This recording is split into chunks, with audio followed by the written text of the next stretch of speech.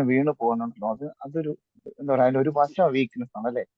ഒരു ബലഹീനത എന്ന് പറയുന്ന ഒരു വശം കൂടെ, ഒരു ബലഹീനത എന്ന് പറയുന്ന ഒരു വശമുണ്ട്. അതാണ് നമ്മൾ ശരിക്കും അക്സെപ്റ്റ് ചെയ്യേണ്ട ഒരു കാര്യം. അതാണ് ബലഹീനത എന്ന് പറയുന്ന ഒരു വശമുണ്ട് അല്ലെ. നമുക്ക് ആഗ്രഹമുണ്ട്, അതാണ് ഏറ്റവും ഇമ്പോർട്ടൻറ്റ്. നിരന്തരം വീഴുന്നുണ്ട്.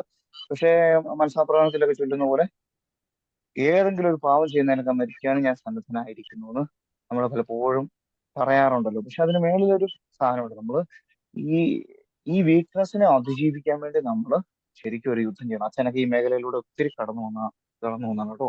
അച്ഛൻ IT യിലൊക്കെ പഠിച്ചിട്ട് അച്ഛനെ ഒരു മേഖലയിൽ, വിശുദ്ധിയുടെ മേഖലയിൽ എന്തേലും ഫൈറ്റ് ചെയ്തെന്ന് പറയും. എന്തേലും ഫൈറ്റ് ചെയ്യുന്നറിയോ. അങ്ങനെ അപ്പൊ നമ്മൾ ഈശോയ്ക്ക് കൊടുക്കണം. അത് നിരന്തരം പ്രാർത്ഥിക്കണം. നിരന്തരം പ്രാർത്ഥിക്കണം. ഒരു പ്രാർത്ഥന കൊണ്ടല്ല, ഈശോ പറഞ്ഞില്ലേ, പ്രാർത്ഥന കൊണ്ടല്ലാതെ ഈ സാധനം ഒന്നും പുറത്തു പോവുകയില്ല. നമ്മുടെ ഒരു പ്രശ്നം എന്ന് പറഞ്ഞു കഴിഞ്ഞാൽ നമ്മൾക്ക് ഒരു സ്ട്രോങ് ആയിട്ടുള്ള ഒരു ഇതാണ് പ്രസാദപരം എന്നാണ് നമ്മളൊരു കാര്യം. അങ്ങയുടെ പ്രസാദപര സഹായത്താൽ പാപ സാഹചര്യങ്ങൾ ഉപേക്ഷിക്കുമെന്നും മേലിൽ പാപം ചെയ്യില്ലെന്നും ദൃഢമായി ഞാൻ പ്രതിജ്ഞ കേട്ടോ. ഒരു സ്റ്റെപ്പായിട്ടാണ് മനസ്സാപ്രവണത്തിന്റെ അവസാനത്തിലേക്ക് വരുന്നത്.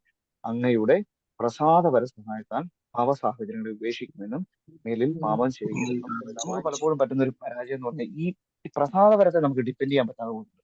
പ്രസാദപരത്തെ പക്ഷേ പ്രസാദപരത്തെ ഡിപ്പെൻഡ് ചെയ്ത് പാപ സാഹചര്യങ്ങൾ ഉപേക്ഷിക്കണം. ഇപ്പൊ എന്താ, അശുദ്ധിയിൽ വീഴുന്ന ഒരാളാണ്, ചിലപ്പോൾ മൊബൈൽ ഉപയോഗിക്കുന്നത് വഴി അശുദ്ധിയിൽ വീഴുന്ന ഒരാളാണെങ്കിൽ ഈശോയുടെ സഹായം അത്യധികമായിട്ട് നമ്മൾ നേടിയിട്ട് ഈശോയുടെ സഹായം പ്രസാദപരത്തിൽ നിലനിന്നുകൊണ്ട് ഈ സാഹചര്യത്തെ ഒഴിവാക്കണം.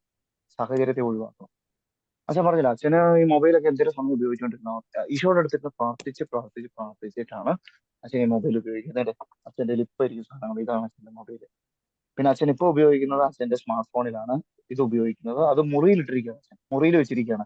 അതുകൊണ്ടാണ് ഞാൻ 9 മണി കഴിഞ്ഞ് മുറിയിലോട്ട് വന്നിട്ട് ഓടി വന്ന് ഞാൻ നോക്കി. അപ്പോഴാണ് ആശിഷ് അയച്ചിരിക്കുന്ന ലിങ്ക് ഞാൻ കണ്ടത്. അപ്പൊ ഞാൻ ചാടി കയറിയായിരുന്നു. ഇപ്പൊ ഇതാണ് എന്റെ ഫോൺ. ഞാനതിങ്ങനെ വലിയ ഈ ഫോൺ ഉപയോഗിക്കുന്ന ആളാന്ന് പറയാൻ വേണ്ടി പറയുന്നല്ലേ. അച്ഛൻ ഒത്തിരി യുദ്ധം ചെയ്തു. എന്നിട്ട് എന്ത് അച്ഛന് മനസ്സിലാക്കിയാൽ നന്നായിട്ട് പ്രാർത്ഥിക്കണം. പ്രാർത്ഥിക്കുന്നതനുസരിച്ച് നമ്മുടെ ഈശോയുടെ ഒരു ശക്തി നമ്മൾ വളരുന്നുണ്ട്. പിന്നെന്താ, ഞാൻ കുമ്പസാരിക്കണം. വീഴുമ്പോഴേ ഓടിപ്പോയി കുമ്പസാരിക്കണം. ഇപ്പൊ രാവിലെ കുമ്പസാരിച്ചു, ഉച്ചയ്ക്ക് വീണു, ഉച്ച കഴിഞ്ഞ് വീണ്ടും പോയി കുമ്പസാരിക്കണം. അപ്പൊ നമ്മൾ കുമ്പസാരിക്കുന്നത് എന്തുകൊണ്ടാണ്? നമുക്ക് സ്ക്രൂപ്പുളസ് ആയതുകൊണ്ടല്ല, അത് ഞാൻ പാപം ചെയ്യുന്നു അതുകൊണ്ടല്ല. പരിശുദ്ധി ഈശോയുടെ പറഞ്ഞു കഴിയുമ്പോഴത്തേനും നമ്മൾ കുമ്പസാരം ഒരു എളിമപ്പെടലാണ്. ഒരു വ്യക്തിയോട് പോയി ഈശോയോടാണ് ഷെയർ ചെയ്യുന്നത്. പക്ഷെ ത്രൂ എ ഒരു മനുഷ്യ വ്യക്തിയുടെ മുന്നിൽ പറയുമ്പോൾ ഓട്ടോമാറ്റിക്കലി പ്രസാദപരം വരും. നിരന്തരം അങ്ങനെ ആ പ്രസാദപരത്തിൽ നമ്മൾ നിലനിന്നാൽ ഒരിക്കലും ഈശോ നമ്മളെ എഴുന്നേൽപ്പിക്കും. നമ്മുടെ പ്രശ്നം എന്ന് പറഞ്ഞാൽ ഈ തെന്നുന്ന സ്ഥലത്തൂടെ പോയിട്ട് തെന്നുന്നേ എന്ന് പറഞ്ഞിട്ട് കാര്യമില്ല. നമ്മൾ മാറി നടക്കും. സാഹചര്യങ്ങളെ ഒഴിവാക്കാൻ വേണ്ടി പരിശ്രമിക്കണം. പിന്നെ രണ്ടാമത് ഒരു തെന്നുന്ന സ്ഥലത്തൂടെ അതിലെ പോയേ നമുക്ക് നിർവാഹമുള്ളെങ്കിൽ നമ്മൾ എന്ത് ചെയ്യും? വീഴാതിരിക്കാൻ ഒരു ഗ്രിപ്പ് പിടിക്കും. ആ ഗ്രിപ്പാണ് ഈ പ്രസാദം. ആ ഗ്രിപ്പെ പിടിച്ചു കഴിഞ്ഞാൽ പിന്നെ നമ്മൾ ഒരിക്കലും തന്നെ വീഴത്തില്ല. 100% ഉറപ്പ്. ഈ ഗ്രിപ്പ് എന്ന് പറയുന്നത് എന്താണ്? പ്രസാദപരം, കൃപ, ഈശോ തന്നെ, പരിശുദ്ധ ത്രിയേക ദൈവം. ഉറപ്പായിട്ടും അച്ഛന്റെ അനുഭവം കൊണ്ട് പറയുന്നത് നമുക്ക് ഇതിന് ഒരിക്കലും നമുക്ക് പുറത്തു കടക്കാൻ പറ്റുമെന്ന് വിചാരിക്കുന്നത്.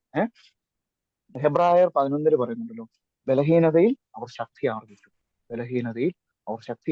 ആരുടെ ശക്തി? ഈശോയുടെ ശക്തി. റോമ 8:26 പറയുന്നില്ലേ, നമ്മുടെ ബലഹീനതയിൽ ആത്മാവ് നമ്മളെ സഹായിക്കും.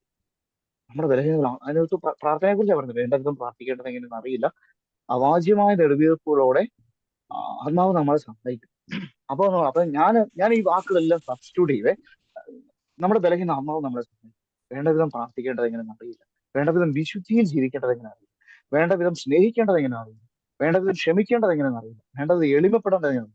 അവാച്യമായ നെടുവീർപ്പുള്ള ആത്മാവ് നമ്മളെ സഹായിക്കുന്നു. ആത്മാവ് നമുക്ക് വേണ്ടി മധ്യസ്ഥം വഹിക്കുന്നു പറയാം. നമുക്കറിയത്തില്ല. അപ്പൊ ഈശോട് പറയും, ഞാൻ